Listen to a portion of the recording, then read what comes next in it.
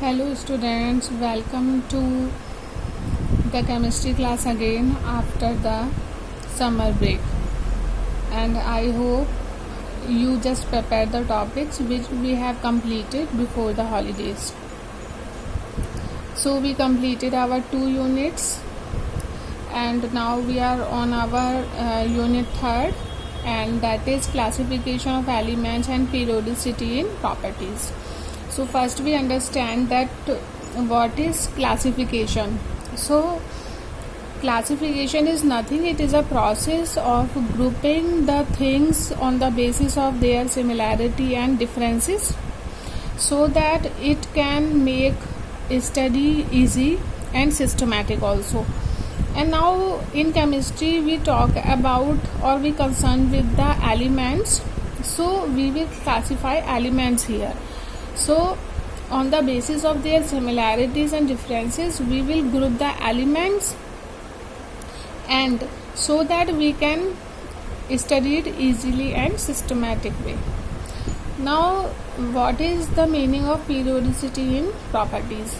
The periodicity means, and we are talking it about the properties of the element, so it means that after a fixed interval of time the same property or similar property of the elements are repeated. Okay, what the criteria we are taking, atomic number we are taking or atomic mass we are taking. So after a fixed interval the similarity in their property is repeated.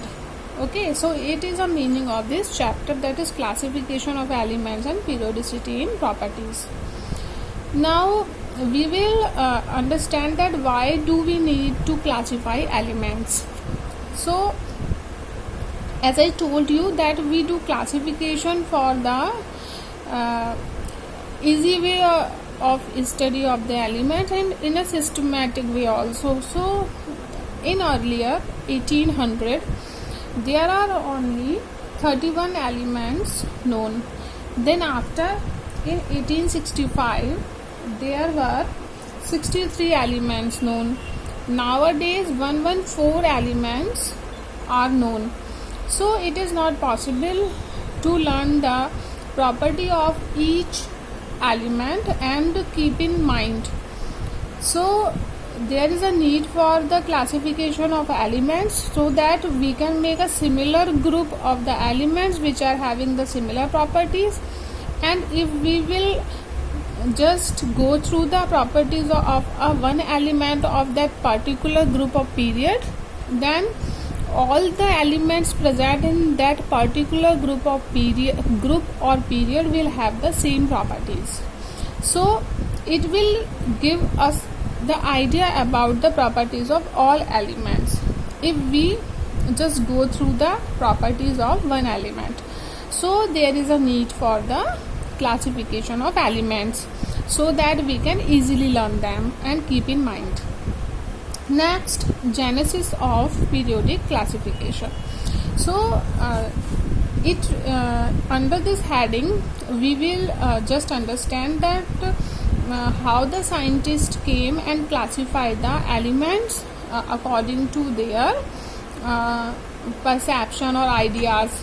So in very first the scientist Daubeney came in 1800s, and he gave the idea for the classification. Now in 1829 he gave his law, that is called the law of Triggs, and according to his law he said that when we arrange the element according to their increasing atomic masses, then the arithmetic mean of the first and the last element will be equal to the middle one, and the properties of the element of the middle one will also be similar to the first and the last element.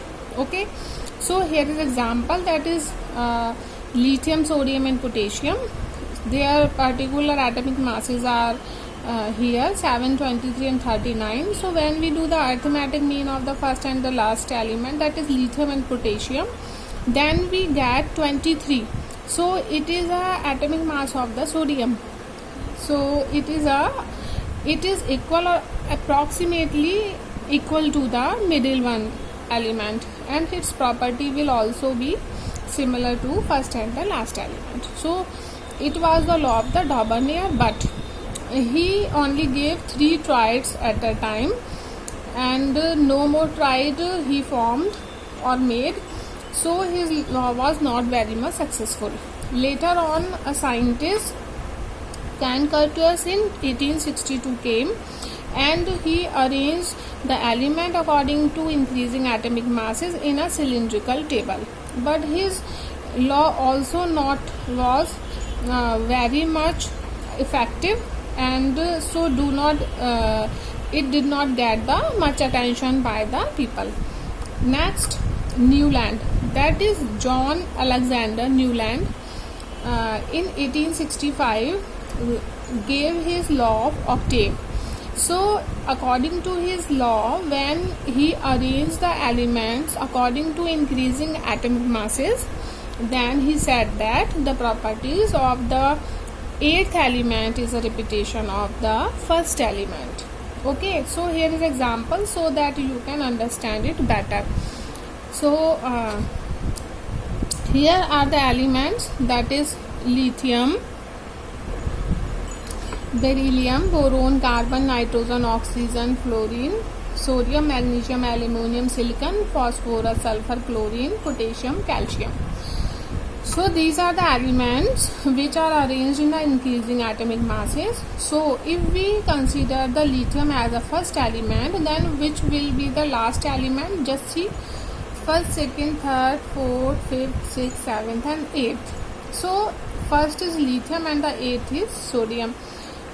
It means what? The properties of the sodium is a repetition of that of lithium. Now if we consider beryllium as a first element, then magnesium will be the 8th element. So the properties of the magnesium will be similar to the beryllium. Now if the magnesium is a first element, then calcium will be the 8th element. So properties of the calcium will be similar to the magnesium. Here they all will have the valency of 1, here they will 2, there 3, 4. Okay, now the valency will go in minus now.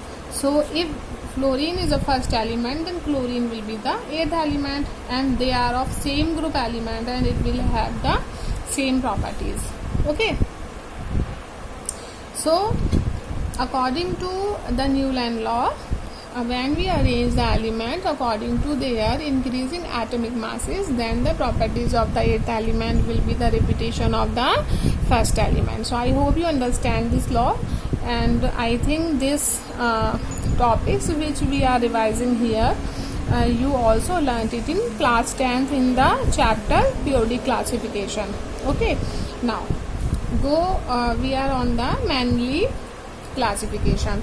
So Mendeleev was responsible for the publishing of the periodic law for the first time. So he gave his law for the periodicity of the elements, and he tried it for the first time.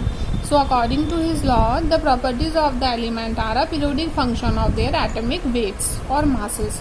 So according to this law, when we arrange the elements according to increasing atomic masses, then elements are a periodic function, means they will repeat the similar properties after the fixed interval of time, right? So what is the similarity from the first law to the Mendeleev law? That is, the basis for all classification were atomic masses or atomic weights. So none of the scientists use the atomic number, they all use the atomic masses. Okay, now in Mendeleev classification, he created a table in which it has, so in his table it has 8 group and the 7 period. So vertical columns are called group and the horizontal rows are called the columns. So Mendeleev was very much successful in comparison to the earlier scientists as he predicted some of the elements which were not discovered then. So he gave some idea about the elements, like for example, he just tell that the in future eka aluminum and eka silicon.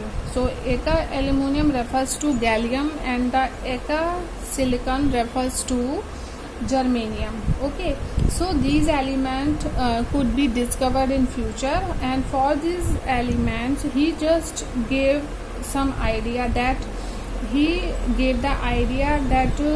eka aluminum will have the atomic mass of 68 and gallium will have the 70, and after its prediction the elements which were discovered was having the very close this idea very close to the idea of the Mendeleev. So eka aluminum, as it was predicted by the Mendeleev, it was have the atomic weight 68, and when gallium found, then it has the weight of the 70.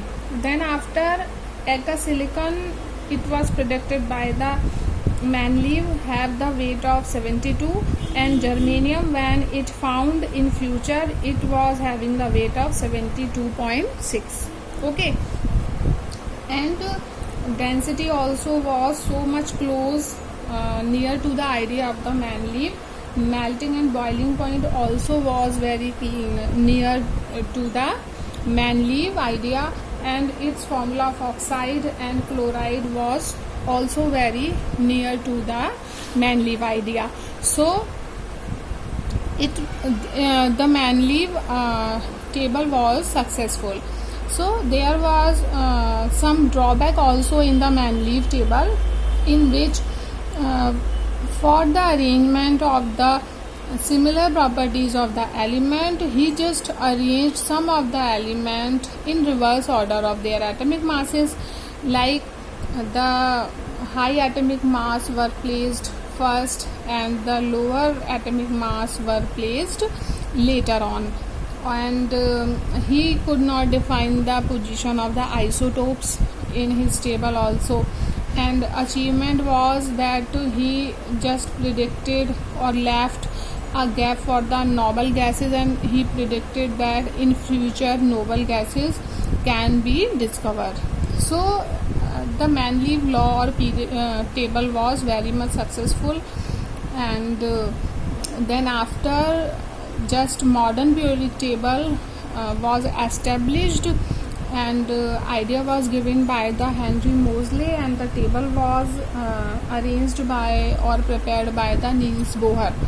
So we will go for the modern periodic classification, in which the criteria was the atomic number, as the atomic mass was not so successful as the basis of the classification of the elements, because the atomic masses can be shared by one or more elements with a slight difference.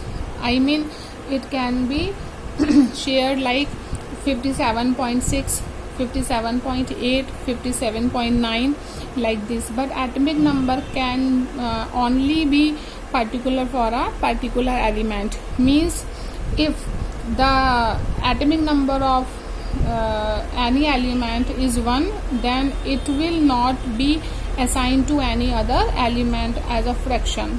So it will be 1 for the one element. So there will be less confusion also in arranging the elements according to the basis of the atomic number in comparison to the atomic masses. So we will go for the next topic now, right?